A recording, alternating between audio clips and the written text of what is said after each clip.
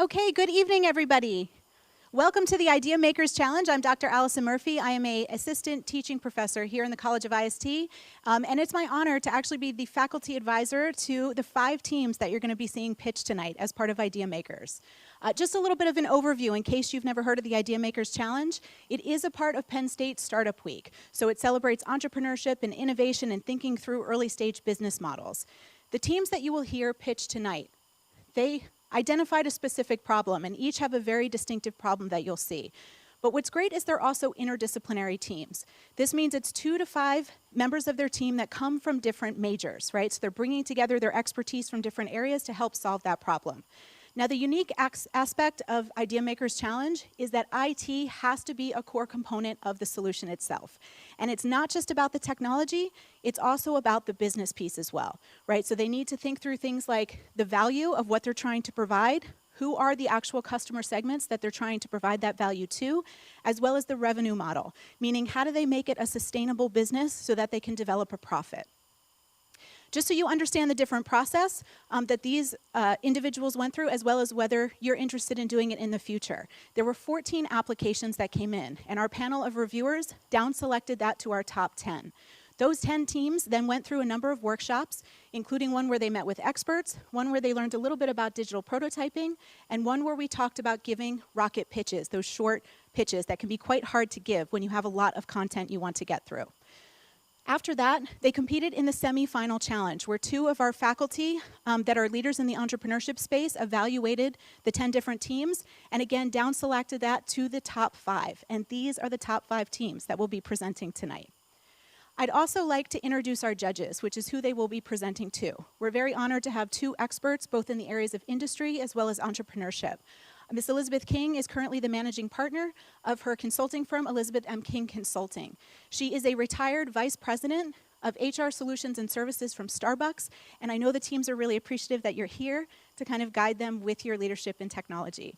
We also have Mr. Jared Yarnell Shane, who also is an entrepreneur himself. He has his own consulting company, Yarnell Consulting.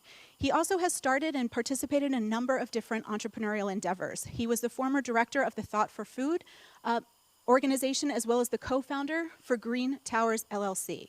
And again, we appreciate your expertise in entrepreneurship as well as in coaching early stage ideas. Just so the audience knows what the format will be for tonight. These teams have to get their pitches down to just 5 minutes. So as my teams know, Taylor, who's our lovely student volunteer up here, she will be kind of timing you. As soon as it hits that 5-minute mark, she will hold up that stop sign. So please just within 5 to 10 seconds, wrap up your thoughts. And again, that's just to keep it fair across all the different teams. After that, the 2 judges will each ask 1 question that helps teams further elaborate or kind of answer questions related to different things that the judges want to know to make sure that you've hit on all those key areas that we've asked for in the competition. So with that being said, let's get started. I'll invite up our first team, Ag Assist.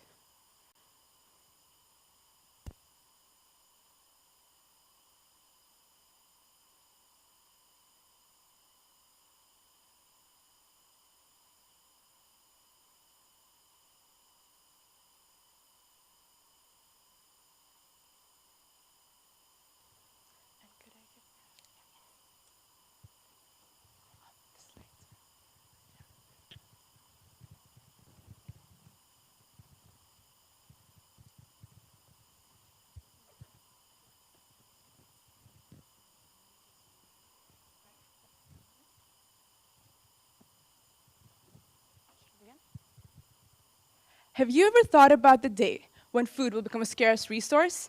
I'm afraid to tell you that day is coming sooner than you think. The Food and Agriculture Organization report suggests the dire need of agriculture production to increase by at least 70% by the year 2025. Unfortunately, at current growth rates, this need will not be met, primarily due to the declining workforce in agriculture industry. There has been a 14% decline in the agriculture workforce globally. And the effects of this are already evident in America today, where 53% of the farmers are being forced to take detrimental measures from eliminating crops to even leasing out their farms. Thus, it is crucial to solve this problem before we can't put food on our tables anymore. Hi, we're Ag Assist, here to propose a solution to the globally increasing decline in agricultural workforce all throughout.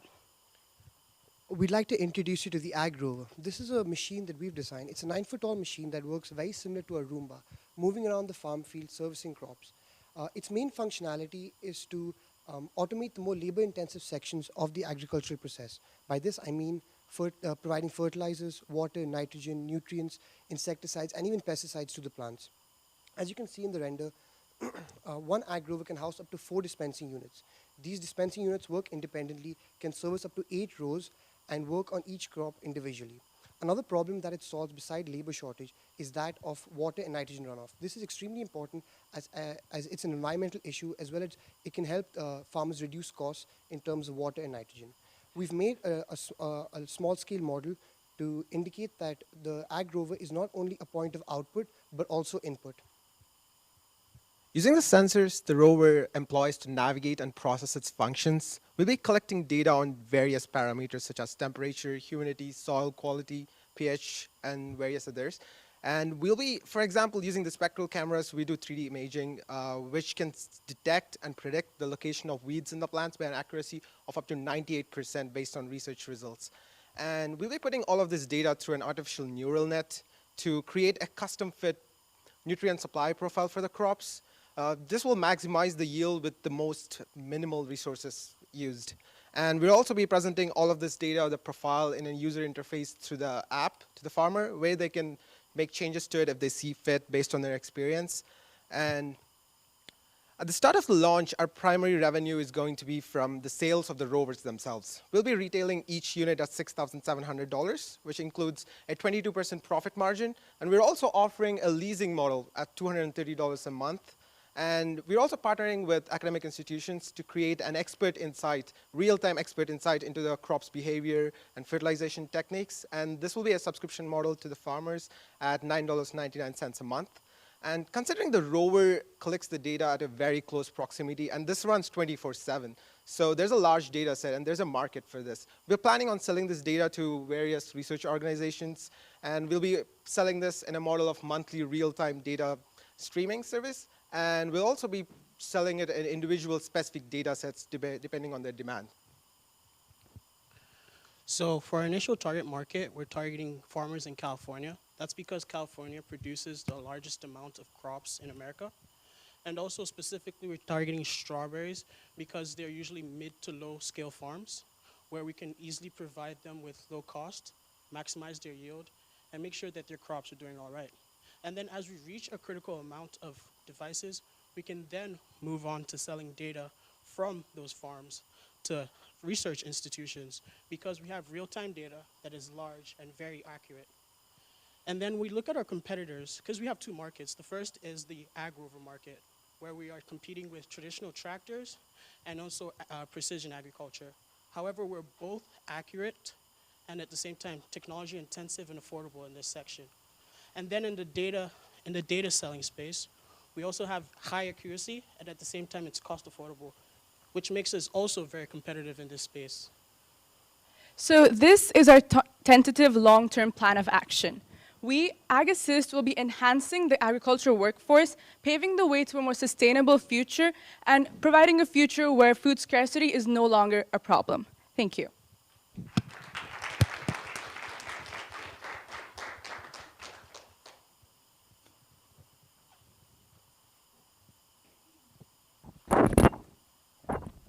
Thank you. You did a good job.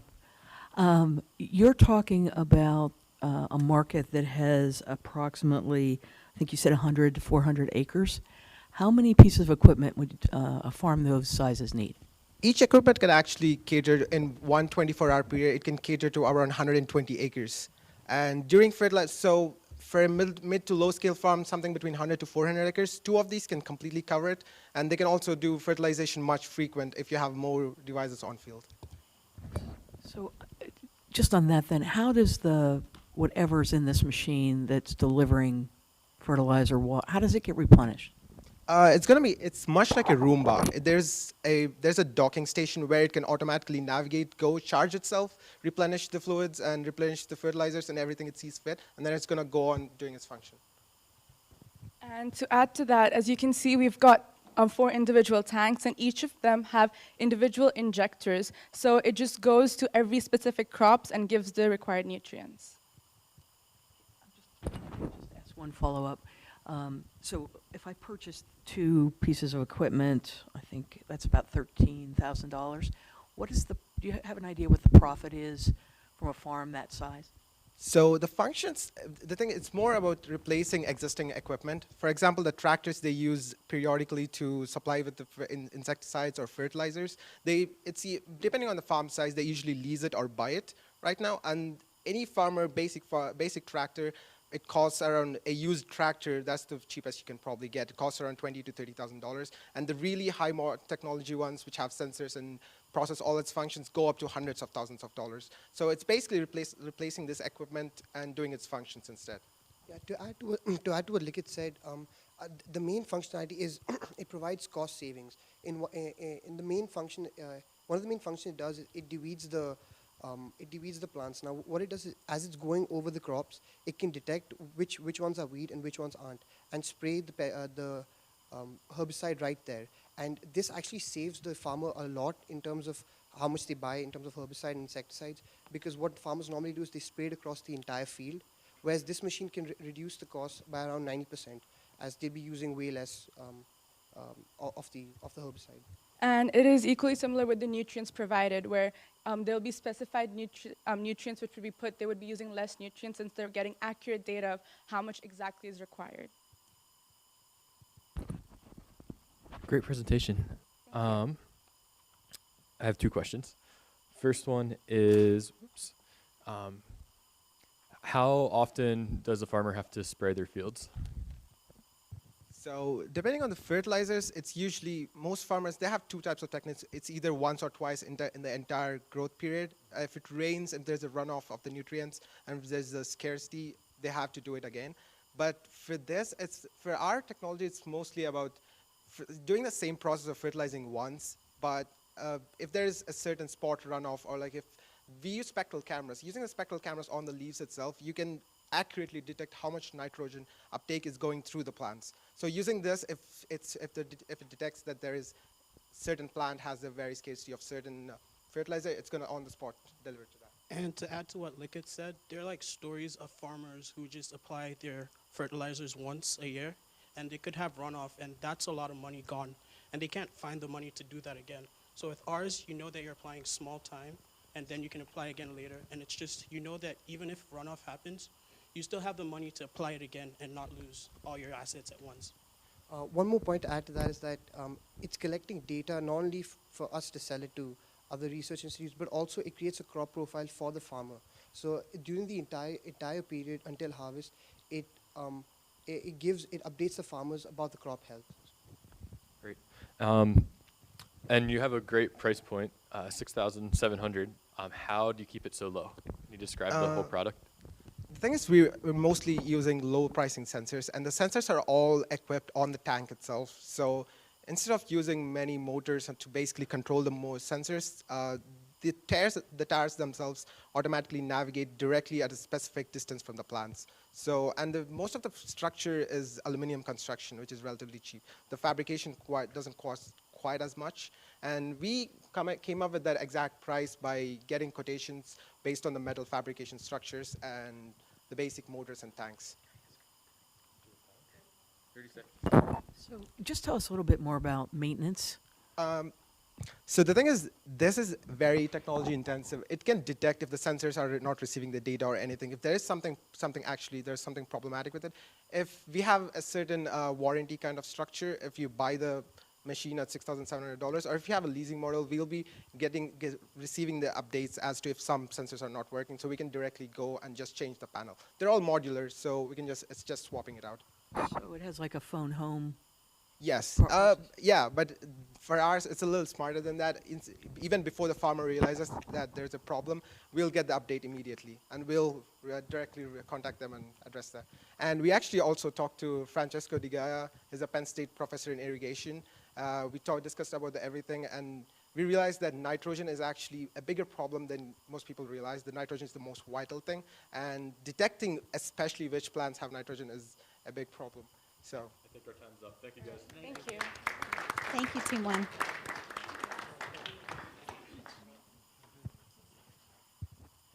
If you could- Okay, if I can invite up team number 2, IOTA.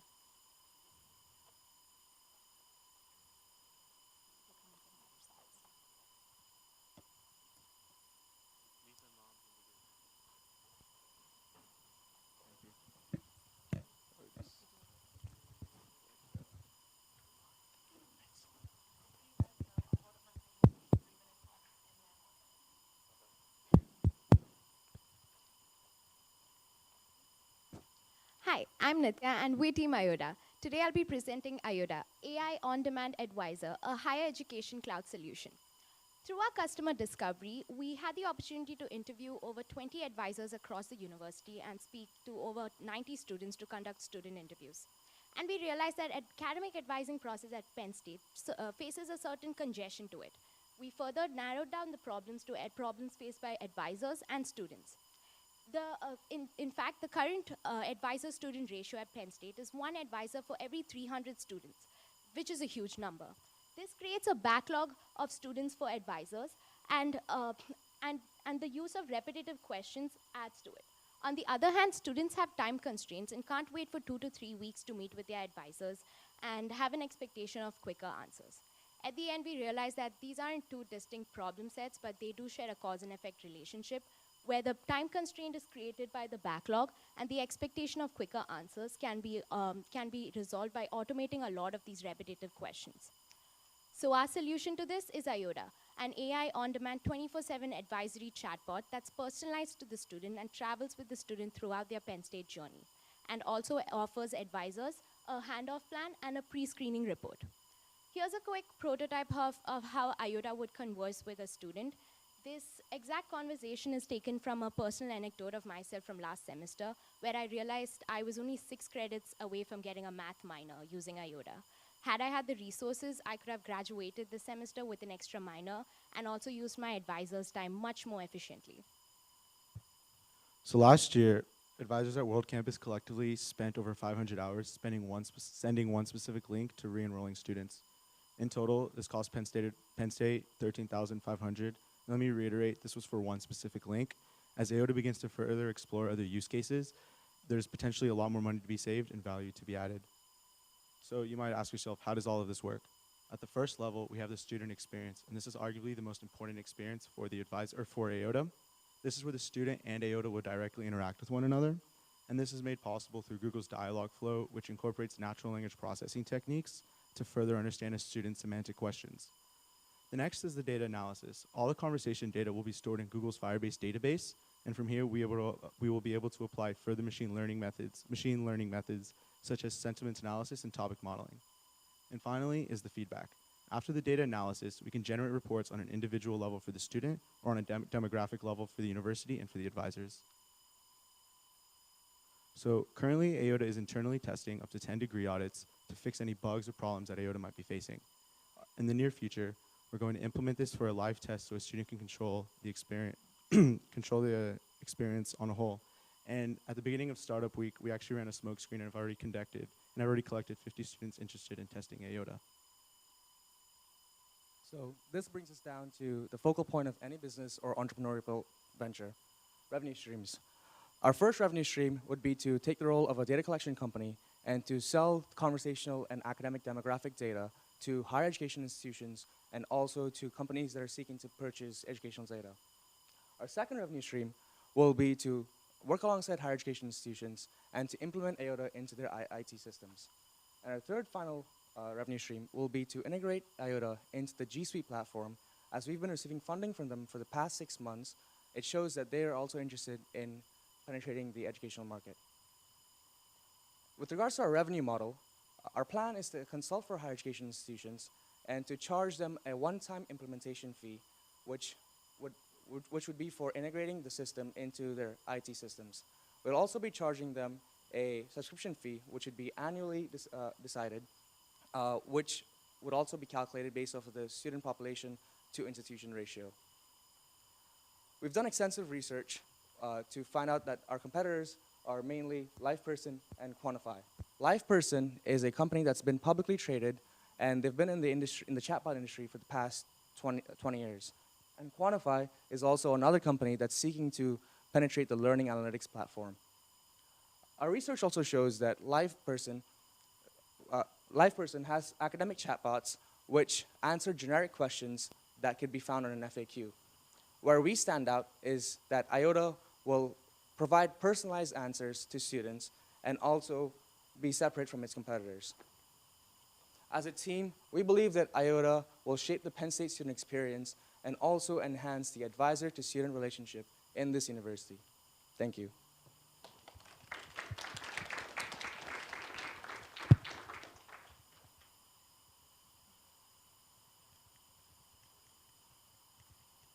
Good job. So you have two really big competitors. One of them's a public company. How are you going to compete with them? So we stand out, as Mukesh reiterated, we stand out where we provide personalization. So LivePerson, it currently deals with getting in new freshmen into college, so giving information about how to get enrolled into a specific university and so on. But it's just generic, there's no personalization to it. And Quantify isn't really delving into chatbots as of now. It's trying to give out links, like provide FAQ answers directly to students. So as he said, we stand out with the personalization we provide to students. So when you go to your advisor, every one advisor has a student assigned to them. So that's where we are mimicking that process. We're using the same thing that an advisor would use, the degree audit, which is personal to a student's academic life. So it seems that the questions would be, maybe the questions would be the same, but the answers might be different by institution. How does the installation process work, and what do the schools do once they have the product to be able to maintain the system? So the first thing that we would do is, so the idea is every school has some form of degree audit. It's the personalized record for a student. So we would first have to look at how that looks, and I'm assuming they each are a PDF record. So then the process would be to understand the degree audit and then go to the university's website, like their course bulletin, and write a Python script to create a hierarchy of every degree offered at Penn State, which in turn will give you the classes. And then from there, once you understand the system of the university's personal documents and the system of how the university determines majors, minors, certificates, and associate's degrees, then you can cross-reference that personalized document to the university's course database.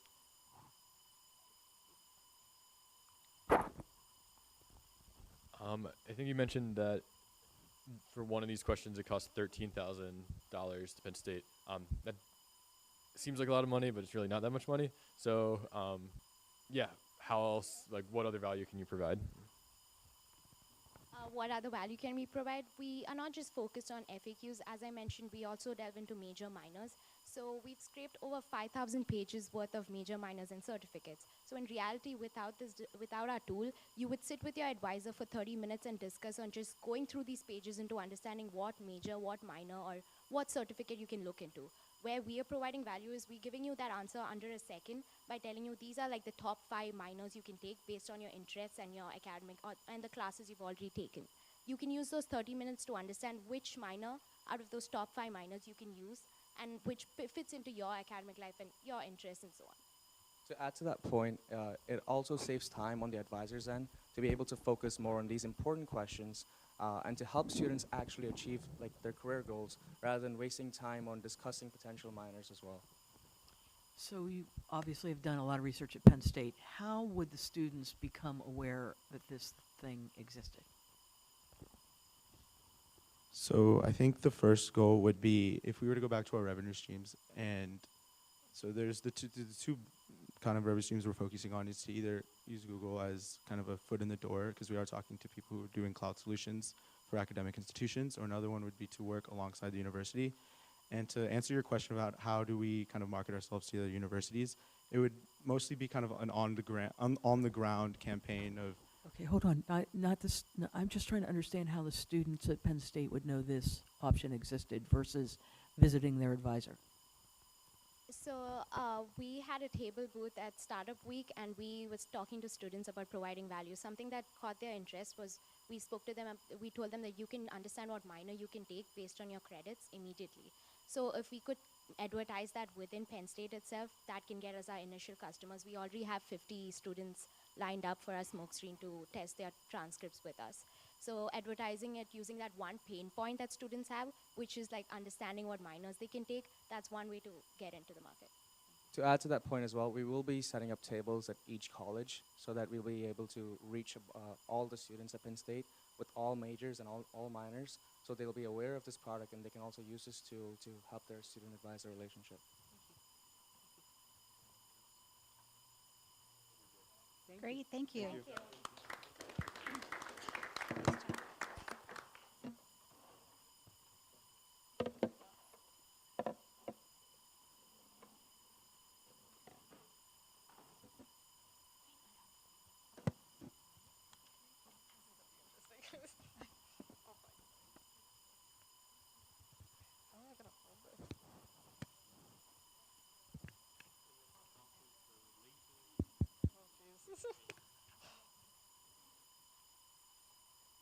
Let me think. Can I do this? Let's see if I can multitask. Yeah, I might need you to do it. Thank you. Yeah, perfect. Yeah, of course. Yeah, sure.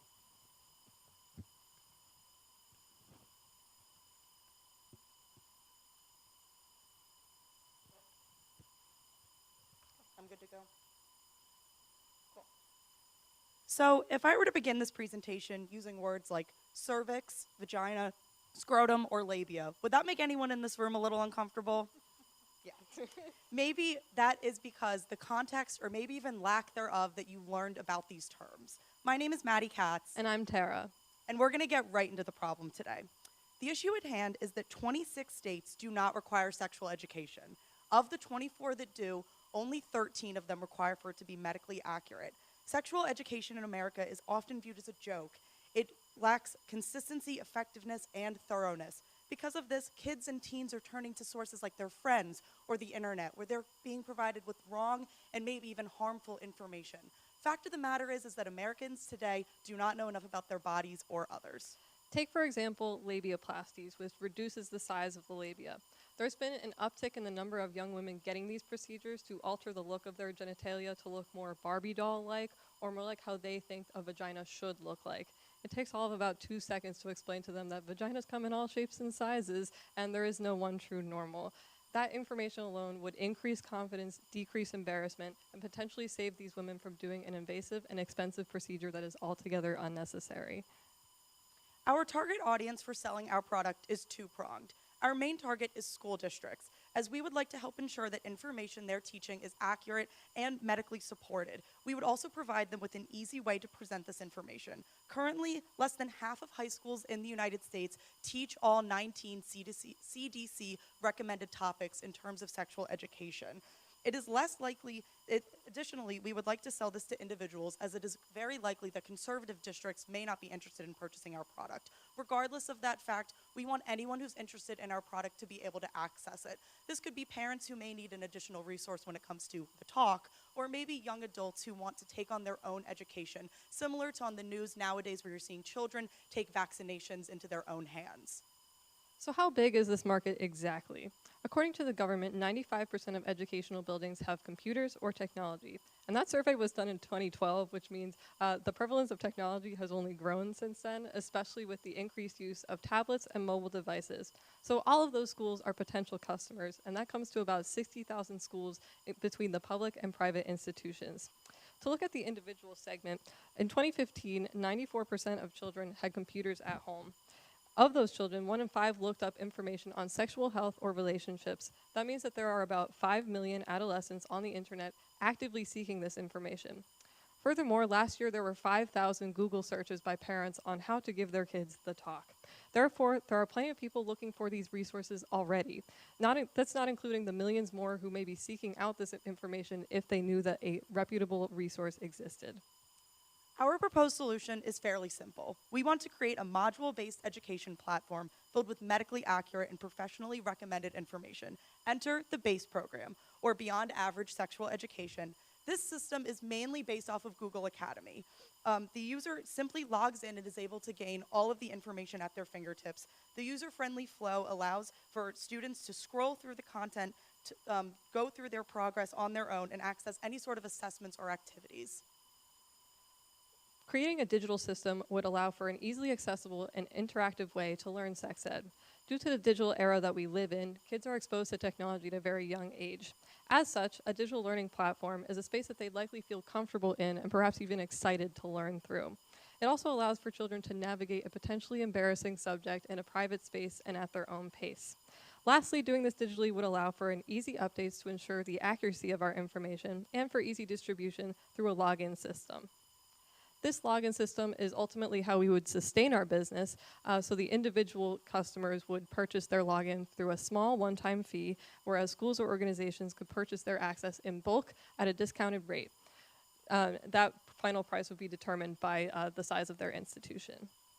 We believe that our program is necessary and unique because, as of now, there really isn't anything else like it. When we researched other sexual online education programs, they really only fell into two categories. One was very heavy on statistics and anatomy, and the other ones were so casual, they even went into talking about sexual acts on these websites. We really think that we hit this happy medium of a casual undertone while still hitting the important anatomical information. For instance, our first module would still be about anatomy, but as it is just as important, we would also have a section on self-care. Often we hear the phrase, go to the doctor if something looks abnormal, but have we ever really been taught what normal is? Ultimately, this product would allow for a more consistent, comprehensive education and put the trust of the public back into our education systems, not Google. Thank you.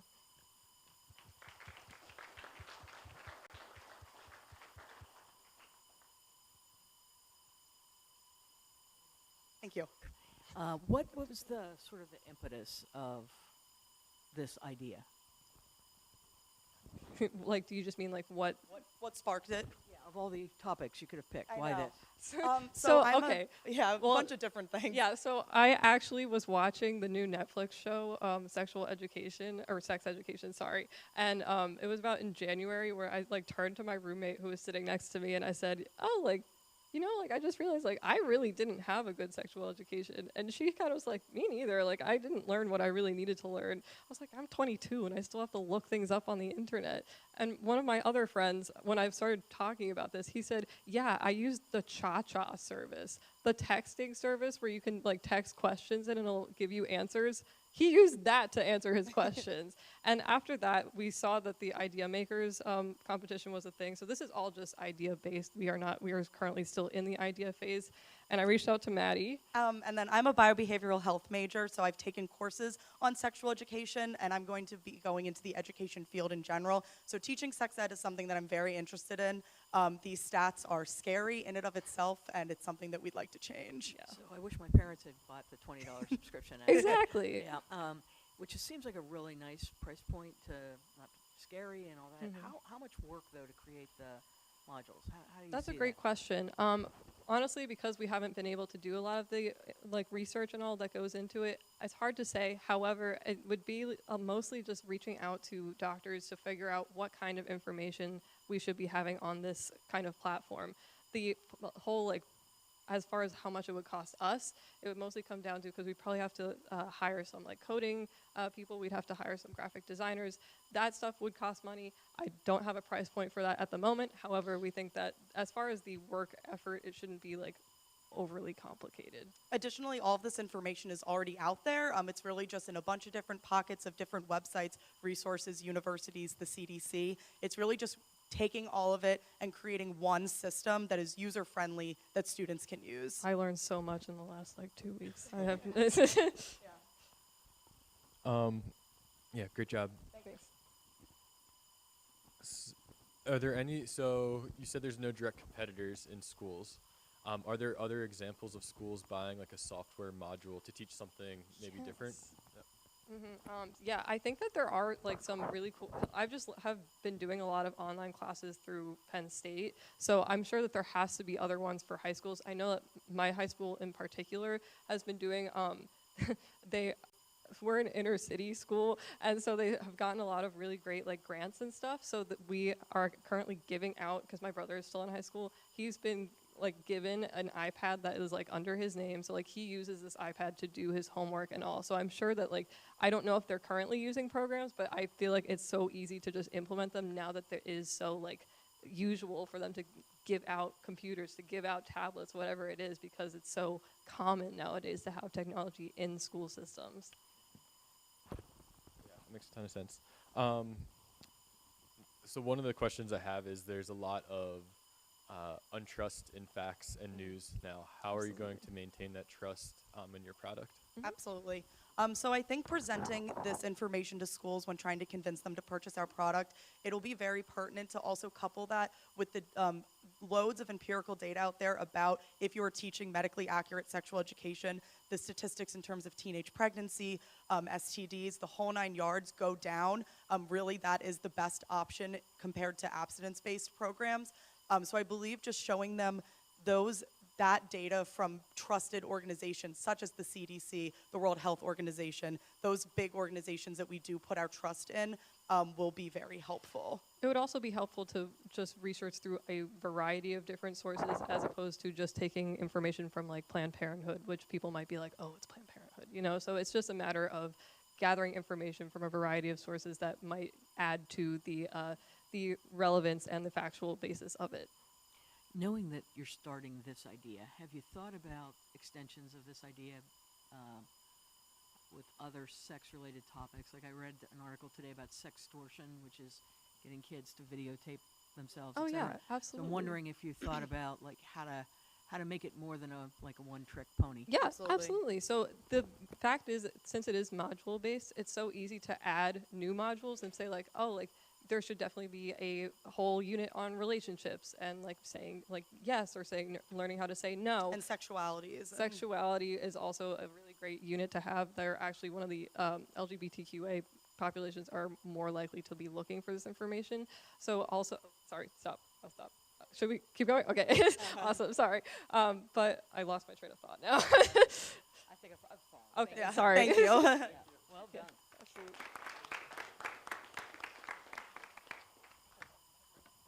Thank you.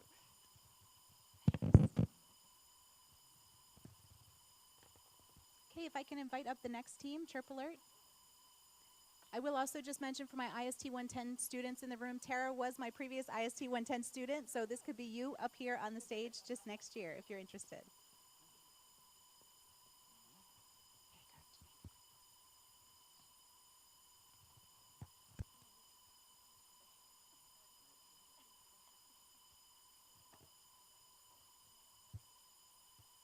Sounds good. All right. Hello, everyone. My name is Andrew Wojemski. I'm one of the co-founders of Chirp Alert. We are building a device for decentralized security for rural communities in Africa. So this is Beni. Beni is a city in the Democratic Republic of Congo. It's one of the largest cities in DR Congo. And what you can see here in this picture is all these white huts right here are actually tents. And the reason that these people are staying in tents is this is actually right outside of the main city of Beni. And as a result of violence inside the city, mostly ethnic conflict, people have been pushed outside of the city limits to seek refuge. And so the reason for this is that there are many terrorist groups in this region, one of which is called the Allied Democratic Force. And so contrary to what the name may suggest, that Allied Democratic Force is actually a terrorist organization. They have ties to the likes of ISIS and Al-Shabaab, and their goal is to basically just spread violence and kill people. It's a shame. And so on August 14th, 2016, there's an event that has become known as the Beni Massacre. At night, members of the Allied Democratic Force entered the village and killed 64 people with machetes. And upon investigation afterwards, what they actually found out is that the day before this attack occurred at night, so the day before, some people actually saw members of this militant force emerging from the forests on the outskirts of the village, actually coming into the village. The problem is that these few people that saw them coming didn't have a way to disseminate that information to the rest of the community. This is a big problem for non-governmental organizations who specialize in preventing violence in these regions, and especially for the people who live there as well. They have no real means of knowing when attacks like this are going to occur, and therefore cannot prepare or evacuate. There are organizations, one of the non-governmental organizations is called World Relief. They specialize in making systems to protect these communities. And we've actually partnered up with them because they came to us and they said, we need a better early warning alert system. They use megaphones, and some systems try to use cell phones. The problem is that not the technologies that they're currently using aren't widespread enough to be totally effective. So to combat those issues, what we've done is we developed our own technology. This is the box right here. I have here one of our working prototypes. And so what this box is it's a little detector that goes inside of your home, much like you put a smoke detector up on your wall.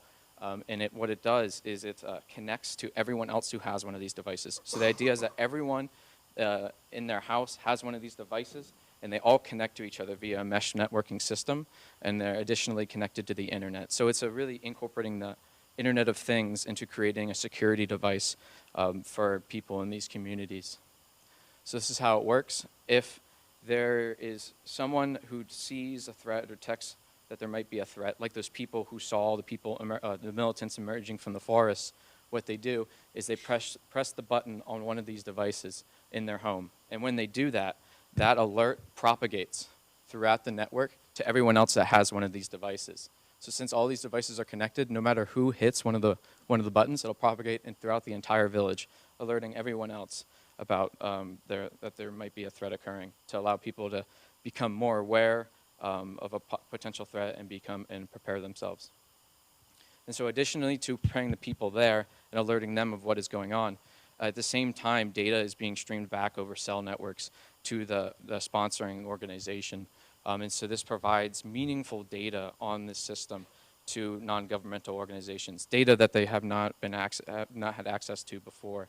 And so by selling this system to these non-governmental organizations, they can place these in people's homes, collect data on what is happening, and better prepare themselves. So you can see here the metrics. It's a low cost. The range is 5 miles between houses, and the battery life is 2 years, so that does not need to be addressed very often.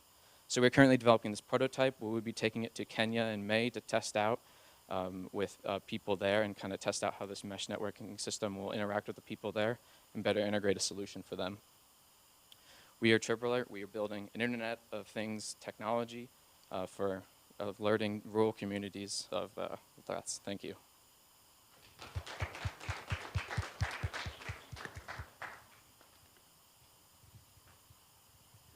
Solving a real need here. Thank you. Couple questions. Are you selling directly to the NGOs?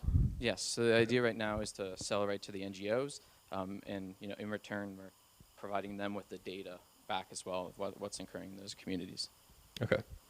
How do you make sure that you stop like red herrings, like just people going on this network and Yeah, so that's a good question that comes up a lot. So the idea right now is to kind of prevent these false positives by occurring by incorporating some sort of algorithm to predict when a false alert is occurring, when a true alert is occurring. And so the idea behind that is if one of these devices goes off, like if one button gets clicked on one device, that could easily be an error, so we ignore that. But if there's multiple devices that have an input, and multiple devices in a really closed area, we can determine, okay, that doesn't happen by coincidence. That means something. Allow the alert to go out to the rest of the community. Gotcha. That makes a ton of sense. Okay. And you mentioned, so on NPR this morning, I just heard about Zello, which is a phone-based app that does something similar through Mesh Network. What are some other competitors that you have? So there's a bunch of other competitors as well that use cell phones that don't use mesh networking. So they just, connecting the phones through over cell networks and stuff like that. Those are the cell network-based solutions, and there's a couple of them, are by far the most popular because it allows you to reach the widest amount of people. There are low-tech solutions as well. I mean, some of these organizations just designate a community leader to run throughout the villages and tell people. The phone networks are the biggest ones. The problem with that, and the problem that World Relief, the organization we're working with, came to us with, is that sometimes when these militants enter these villages, they'll actually take down cell towers and remove cell access. So there's a need for a last resort technology that everyone has and will work no matter what. So if you take one of these out, the rest of the network still survives, and we don't have to rely on technology like that. And the phone thing, in some of these communities, there might be at max like one phone per family. So we want to make sure it's a technology that's available to everyone.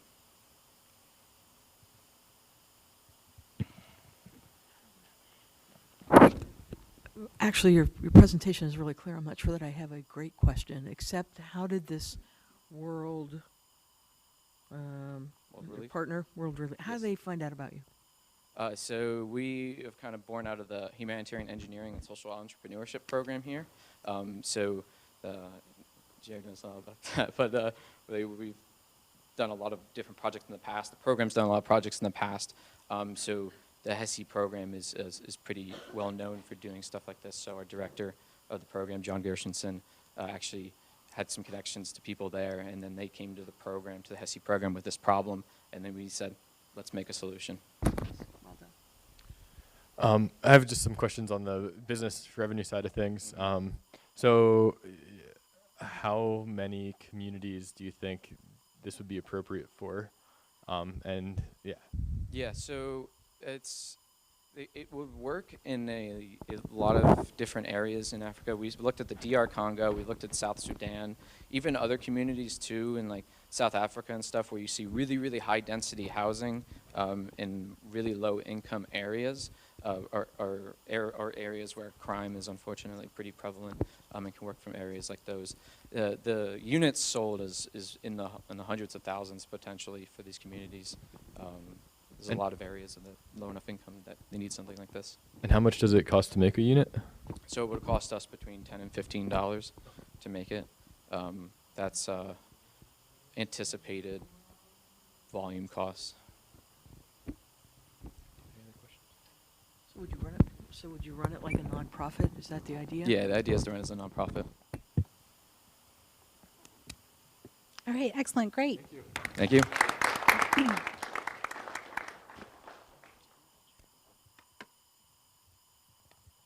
I'll invite down our final team, Team 5.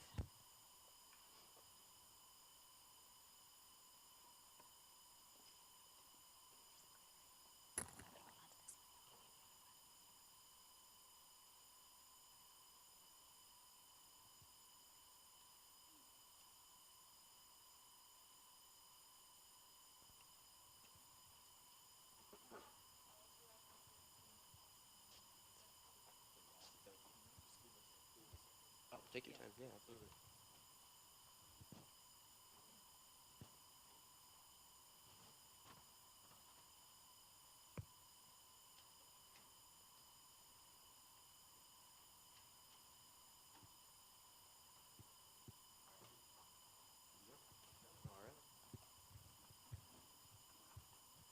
$5.2 billion. That is how much money was lost by medical device manufacturers to the recall of faulty medical devices that they produce and shipped, according to a 2013 study by McKinsey Consulting. In the 6 years since that study came out, the market has grown significantly, and today, even greater costs are being incurred due to the financial risk of recalled medical devices.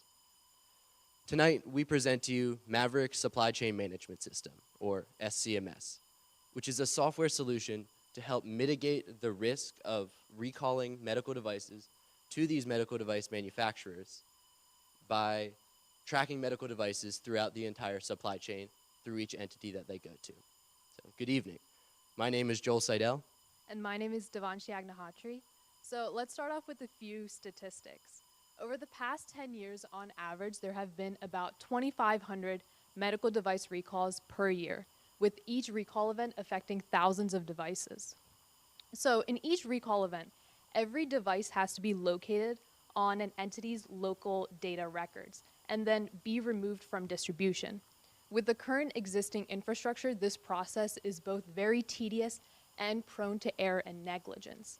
There's communication between entity A to B, B to C, but there's a lack of communication between entity A and C, which results in large gaps of information in the supply chain.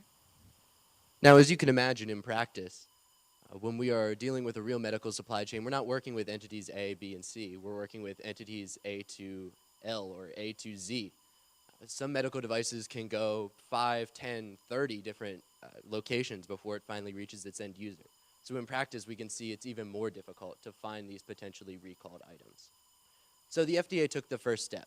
In 2013, legislation was passed which legally required medical device manufacturers to provide data about the products that they were producing as they rolled off the manufacturing line, and the FDA would assign a unique device identifier code to it, essentially a license plate, which would uniquely identify it throughout its lifetime.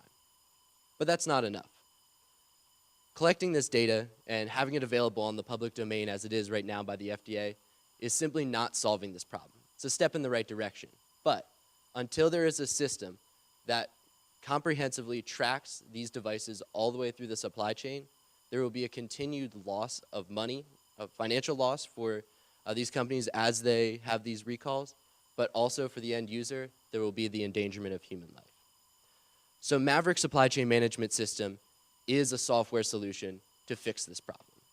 It's a cloud-based big data system which allows for us to track every medical device on every stop it makes throughout the supply chain. This includes manufacturers, wholesalers, hospitals, hospital procurement, and everything along the way. Now we do this through a series of check-in and check-out as a device physically arrives at a location or warehouse. So the Maverick software actually has three parts to it.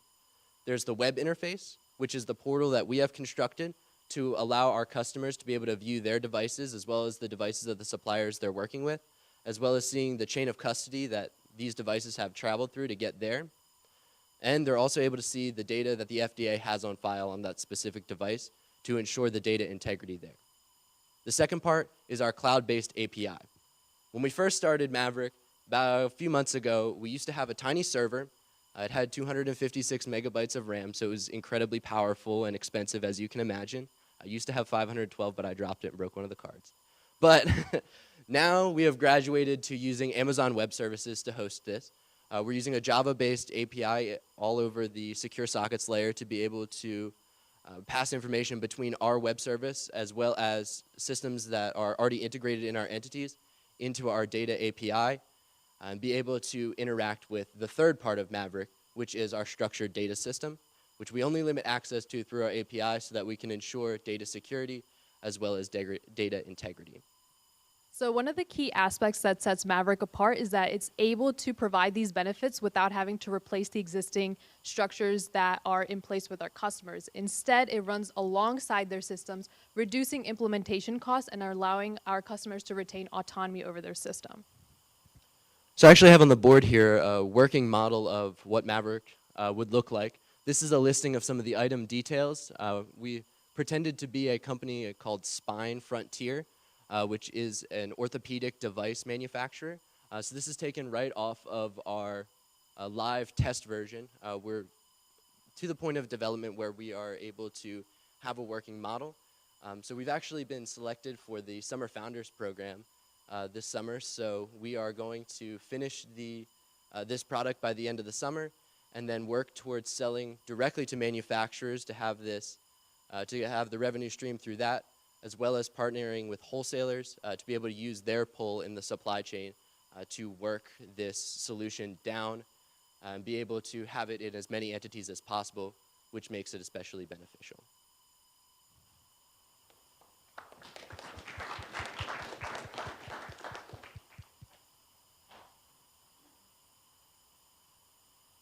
So I know you're still working on this idea, but you said something like your software will run alongside existing company software. What does that mean?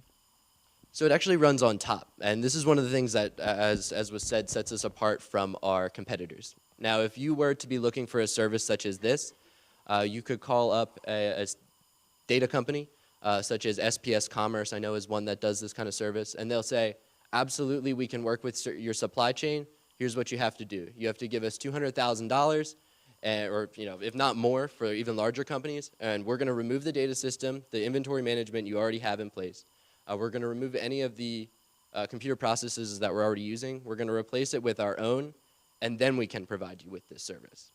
So we found with our competitors, or potential competitors, that they are focused on an individual entity within the supply chain, replacing their system, while ours works in a different way. So it actually works with the systems that are already in place. We interface with them or we are able to use our own portal. We provide a degree of flexibility that we're not requiring the people that want to implement our solution to throw out all their inventory management that they have and move to our system. So I might be confused. I assumed the push was to the medical device manufacturers, but I don't hear you say that. Correct. So we actually have a twofold problem that we're solving with this. First is to the manufacturers, where we're looking to mitigate the risk of recalls. So they're going to have their discrete manufacturing software, which also functions as their inventory management. The second side of our problem is towards wholesalers, who are looking for additional supply chain visibility, as well as analytics to be able to work with their suppliers to have it be as efficient as possible, and they'll have inventory management through their purchasing systems. So we are building this system in such a way that it can interact with both of those type of systems, as well as the inventory management of hospital procurement and the purchasing systems as we go down the line. Right, and adding a little bit on to what Joel said, so we're targeting manufacturers because they derive the most benefit in form of risk reduction, but we're also targeting wholesalers because they have the most reach down the supply chain. So we intend on entering a revenue sharing partnership where we sell to manufacturers and we also sell to wholesalers, but the revenue that we receive from the manufacturer is shared with the wholesalers to incentivize promoting our product down the supply chain. Do you have any idea what price point you'll be selling for? So we actually did a little bit of back of the napkin, quick and dirty kind of calculation on this last night. So we're looking to sell it as a software as service, so it will be a subscription. We're looking somewhere in the price range of about $25,000 to $50,000 per year to an individual supplier, or manufacturer, or wholesaler. So if you take $50,000, which is the top of our price bracket, and say we can get 10% market share, there's about 6,500 medical device manufacturers in the United States. 10% market share, we'd be looking at about $32.5 million in year-over-year revenue. And that's, of course, at this stage, it's difficult to say, 10% market share, but that's absolutely what we're working towards. Good. Yeah, it's just good to get a snapshot of the market size. Okay. What was my other question? Oh, so this is a SaaS model. It sounds like the other models are located at the facilities. Correct. Is there security kind of concerns with storing things in the cloud like this? So so the way that we're actually building our system is to mitigate that. We are running all of our security through the API. So we are already working with one of my colleagues from Rochester Institute of Technology, it was a school that was founded for cybersecurity. So he's working with us. He's made our development. He's made me very frustrated in our times of development with the security that he is recommending. So as far as our end of security, we are building this with the understanding that we're going to be running it as a cloud system and knowing that the security needs to be directly integrated. And beyond that, as far as the device information itself, there's nothing necessarily confidential that would be coming out of the manufacturers because all of this data is actually already on the public domain, but it's formatted in a way that's not specifically usable. So we are maintaining that structured data. So there's not, while security is something that we're taking into consideration, and we're absolutely building it right into our model, we're not dealing with anything that would be under the HIPAA law or anything like that. I think that's our time. Thank you very much.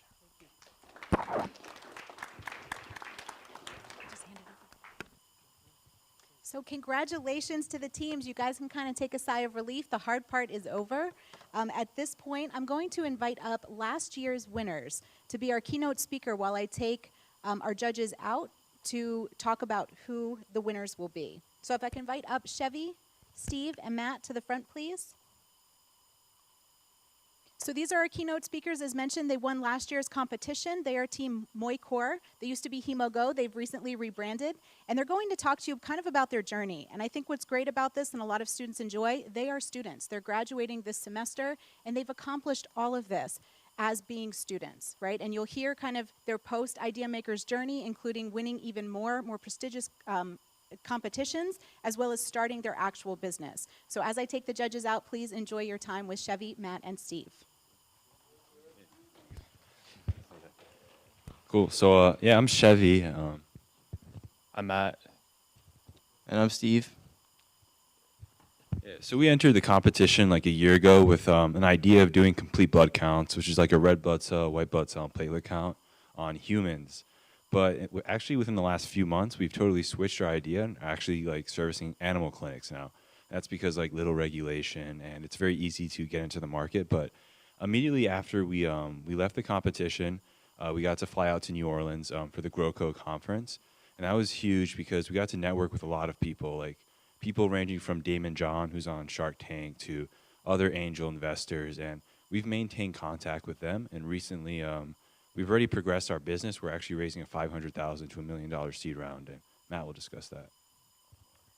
Yeah, so we've gotten the opportunity to win even more competitions besides the IdeaMakers. So we've won the InQ competition, so we've got $30,000 from that, and then we've gone to the Summer Founders Program with $10,000 with that. So in terms of Penn State, we've won a lot of non-dilutive funds, or whatever word you use, but we won a lot of money with that, and with that we're able to expand and go to San Francisco. We've been there at least 2 times just to meet with angel investors with that, and we were just there over 2-3 days ago, and we signed our first 2 letter of intents for animal clinics, and we've gotten around $500,000 worth of angel investment, and we're shooting for around $1 million at a $5 to $8 million valuation. So that's where we're at right now, and over the summer we're going to be Steve can talk about what we're going to be doing over the summer. Okay, so over the summer, we're probably most likely moving out to San Francisco. We were fortunate enough to apply to Y Combinator for the second time. I don't know if you know what Y Combinator is, but basically it's one of the most prestigious incubators in the country. It's considered the Harvard of incubators. They basically just connect you with a lot of like high angel investors, a lot of VCs, big VC companies. And then other than attempting to get into Y Combinator, moving out there to, I guess, implement our vet service. So our vet service is simply just supplying one of our CBC microfluidic chips to them, in terms of they take the CBC, they put the blood in it, we take it back, and we give them their results. And it's really cool because right now they're using a machine called IDEX, and it's costing them a lot of money because of reagents, because they can't do the 500 or the 200 to 500 blood samples required for the whole reagent pack. And so we're just coming in there and just cutting the cost, and so it's pretty cool. Other than that, I guess I think from last year to now, it's been a huge change. Like from sitting in like those seats, when I was getting ready to like pitch, I was really nervous, and right now, I'm not the best at public speaking, but I wasn't the best last year, and I'm a lot more confident now, and it's really cool, like the skills you've learned through this whole process of just managing time, talking to people, networking, learning how to ask the right questions. Because personally, in Moicor, I'm the customer research guy. I basically try to find as much information as possible to have a reason to do give our company out to people, or our service. But yeah, if you guys can. Yeah. So I guess to give our 2 cents of advice, be like iterating every week on your product. Rate of iteration is very key for your success. Like we've garnered a lot of interest in San Francisco. So like Matt said, we have 500,000 committed. It's only because every week we're iterating on some part of our design, whether it's like the machine learning algorithm or the microfluidic chip. Every week we're improving some aspect of our product, and that goes with what Y Combinator says. Every week you should be striving to grow 10%. And if you can do that, you'll be able to be a really successful startup. The next thing is just really having a strong foundational team. So like we have 4 co-founders, and we're pretty good friends. We understand each other's work styles, but it's very important. Like, if one co-founder leaves, that puts your team at jeopardy. So make sure you have like a good group, a really foundational group that is like ready to go down like a really rough path, because it's very hard to do a startup, but it's at the same time it's very rewarding. Yeah, basically whatever he said. I mean, basically try to iterate your product. Iteration is probably the most important thing in an early startup. So we really try to achieve that. And basically, if you can do that, I think you're on the road to success. So, yeah. That's all we have. Yeah.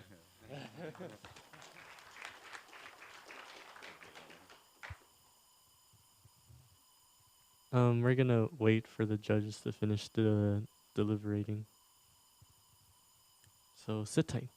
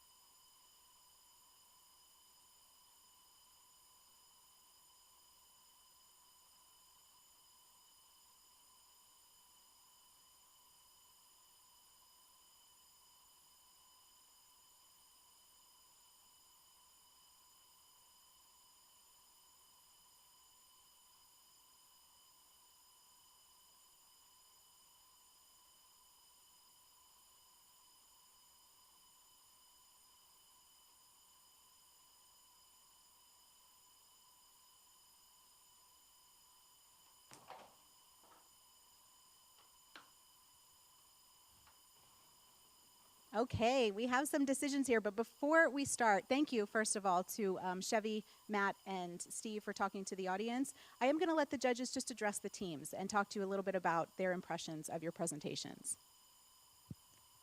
First of all, great job, everyone. Give yourself a round of applause. Yeah. Now, I'm already working with some of you in Launchbox, but I wanted to say for the other teams, come in and use some of the support services that we have. I would love to personally meet with you. I know Lee, who's just down there, would also love to meet with you. We have a ton of great resources, some money. So please, come down, hang out with us, and let's make these ideas happen. And I also just wanted to say all these pitches were fantastic. I see a lot of pitches, and these were really, really good. And I really just loved, I think, how a lot of you are focusing on kind of social issues and issues that are just meaningful to people and to the planet. So for that, well done. I don't want to repeat, except to say you guys did a great job. And these kind of pitches are not easy to do, so I'm sure there's stress and anxiety about getting up here, and you really all did a fantastic job. I'm with you. Like, I would love to see all 5 of these ideas come true. So if you're passionate about them, I just want to encourage you to use the resources like Launchbox and other resources here at Penn State and try to make sure that these great ideas don't die on your PowerPoint presentation. So thank you. And thank you to our judges, too. Excellent job, teams. I am so proud of you. It is not easy to get up here in front of this big auditorium, right, and talk about ideas that are very personal to you and then have to answer questions about them. So you're all winners, of course, in my mind. But let's talk about the winners themselves. The first award we actually give out is not always known to the IdeaMakers team, and it's actually the Dave Hall Award. Dave Hall was one of our previous deans. We sadly lost him too soon, just a few years ago. But he was the one that started Startup Week. Startup Week originated in the College of IST. He was the one that said, we have IT, right? We have these problem solvers sitting in classrooms, but we need to get them outside of classrooms. We need them to think about creativity. We need them to think about innovation. Let's give them a space to do this, to talk to experts and to speakers. And he encouraged the creation of the IdeaMakers Challenge.